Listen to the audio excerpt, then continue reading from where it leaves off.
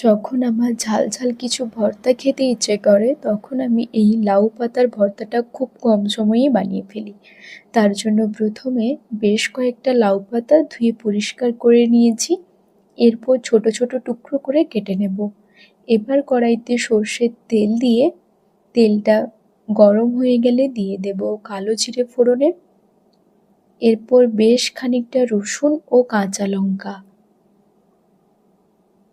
দিয়ে একটু ভাজা ভাজা হয়ে এলে দিয়ে দেব কেটে রাখা লাউ পাতা, স্বাদ মতো লবণ ও সামান্য একটু হলুদ দিয়ে নেড়েচেড়ে ভালো করে মিশিয়ে কিছুক্ষণের জন্য ঢাকা চাপিয়ে সেদ্ধ হতে দেব পাতাগুলো সেদ্ধ হয়ে গেলে এরপর জলটা বেশ ভালো করে শুকিয়ে ভাজা ভাজা করে নামিয়ে মিক্সির জারে নিয়ে একটা পেস্ট বানিয়ে গরম গরম ভাতে সার্ভ করুন এই লাউ পাতার ভর্তা। আজ এই পর্যন্ত, টাটা।